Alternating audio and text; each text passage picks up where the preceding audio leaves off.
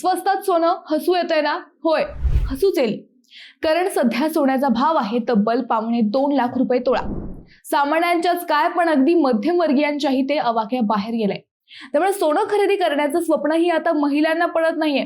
पण थांबा, नगर जिल्ह्यात गेल्या 2 महिन्यात तब्बल 2.5 किलो स्वस्तातलं सोनं आलंय. बरं, तेही किती स्वस्त, तर अगदी 2 लाखात 1.5 किलो.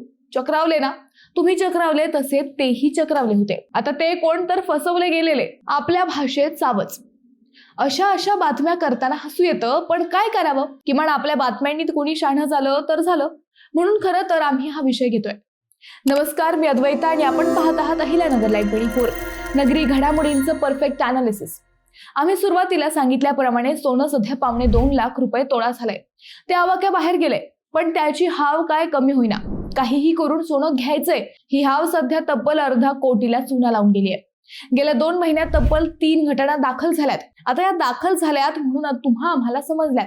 फसवणूक झालेले काही झाकली मूठ 1.25 लाखाची म्हणत इज्जतीचा पंचनामा नको म्हणून घरात गप्प बसलेत. ते वेगळेच. असो, आपण एक एक घटना समजून घेऊ. पहिली घटना पुणे जिल्ह्यातील असली तरी ती संगमनेर बसस्थानकावर घडली. त्याचं झालं असं, मंचर तालुक्यातील अवसरी खुर्द येथील एका दुकानदाराकडे मोटरसायकलवर 2 व्यक्ती आल्या. त्यांनी 1.5 किलो सोन्याच्या माळा त्या दुकानदाराला दाखवल्या. त्या माळ्यातील 2 खरे मणी काढून त्यांनी दुकानदाराकडे दिल्या. ते खरे आहेत की खोटे हे तपासून पहा आणि आमच्याकडील 1.5 किलो सोने आम्ही फक्त 5 लाखात तुम्हाला देऊ, असे या व्यक्तींनी या दुकानदाराला सांगितले. दुकानदाराच्या तोंडाला पाणी सुटलं. त्याला लगेच आपल्या शेजारील सोनाराकडे ते 2 मणी चेक केले. ते खरे होते. व्यापाऱ्याची आता लाळ गळायला लागली, कारण 5 लाखात 1.5 किलो सोनं मिळणार होतं. पण व्यापारी ही हुशार, हे कुठून आणलं असं त्याने त्या 2 इसमांना विचारलं. तर नारायणगाव येथे एक जुने घर पाडायला आम्ही घेतले होते, तेथेच आम्हाला या सोन्याचा हंडा सापडला, असं या दोघा व्यक्तींनी या दुकानदाराला सांगितलं. दुकानदाराचा विश्वास बसला, पण लगेच 5 लाख रुपये द्यायचे कुठून? दुकानदाराकडे एवढी रक्कम नव्हती.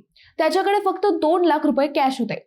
मग त्याच 2 लाखात 1.5 किलो सोन्याचा सौदा ठरला. आता हा सगळा व्यवहार गावातच केला आणि कुणाला कळाला तर, म्हणून या दुकानदाराने हा व्यवहार संगमनेर बस स्थानकावर करण्याचे ठरवले. त्यानुसार हे दोघे 1.5 किलोच्या सोन्याचा डबा घेऊन संगमनेरला गेले आणि हा दुकानदारही त्यांच्या मागे संगमनेर बस स्थानकावर गेला. तिथे ठरल्याप्रमाणे 2 लाख रुपये देऊन 1.5 किलो सोनं या व्यापाऱ्याने घेतलं. व्यवहार झाल्याबरोबर या 2 ठगांचे मोबाईल स्विच ऑफ झाले. दुकानदाराला संशय आला. तो पुन्हा मंचरला आला. तेथे हे सगळं सोनं चेक केलं तर ते खोटं निघालं. 2 लाख 2 तासात स्वाहा झाले.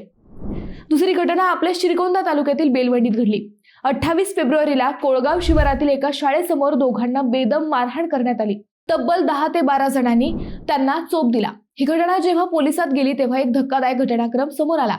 मार खाणारे दोघे हे पुणे जिल्ह्यातील चाकण तालुक्यातील कडाचीवाडी येथील होते. त्यापैकी अविनाश दिनकर शिंदे यांनी बेलवंडी पोलिसात फिर्याद दिली. फिर्यादीनुसार अविनाश शिंदे व त्यांचा मित्र नरेंद्र ठाकूर यांना 5 लाखात पावशेर सोने देतो असं सांगून इथं बोलावलं होतं. शिंदे व ठाकूर एवढ्या स्वस्तात सोनं मिळतंय म्हटल्यावर लगोलग पैसा घेऊन कोळगावात आले. तिथे ठरल्याप्रमाणे 10 ते 12 जणांनी या दोघांना रिंगणात घेतलं आणि बेदम कुटलं. रोख 5 लाख रुपये, आयफोन व विवो कंपनीचे 2 मोबाईल आणि इतर बराच महत्वाचा ऐवज लुटून नेला. बेलवंडी पोलिसांनी तत्काळ तपासाची चक्रे फिरवली.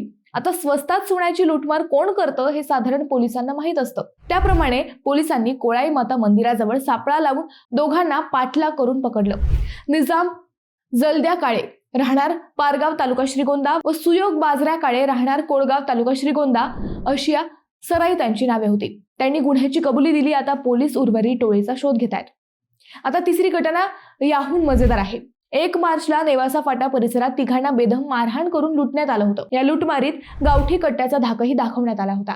घटना गंभीर असल्याने पोलिसांनी तत्काळ फिर्याद दाखल केली. फिर्यादीनुसार पुणे जिल्ह्यातील वाघोली येथील अरविंद सिद्धप्पा हलसांगी व त्यांच्या 2 मित्रांना नेवासा फाट्यावर बंदुकीचा धाक दाखवून लुटलं होतं. अरविंद हलसांगी यांनी स्वस्तात सोनं देतो असं सांगून नेवासा फाटा येथे बोलावलं होतं.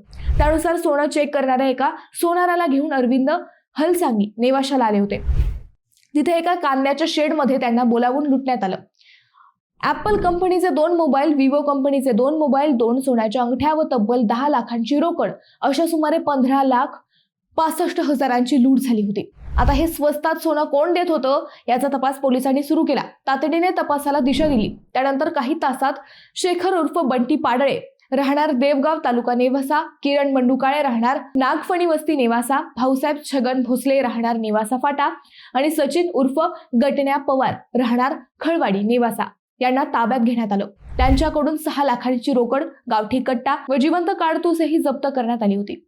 अवघ्या दीड महिन्यात या 3 लुटमारी झाल्या.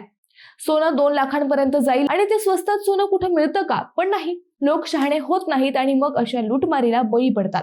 असो, शहाण्याला शब्दाचा मार. मित्रांनो, तुम्हाला हा विषय कसा वाटला हे आम्हाला कमेंट करून नक्की कळवा. शिवाय व्हिडिओ आवडला असेल तर YouTube, Insta आणि Facebookला आम्हाला सबस्क्राईब करून व्हिडिओला लाईक करायला विसरू नका.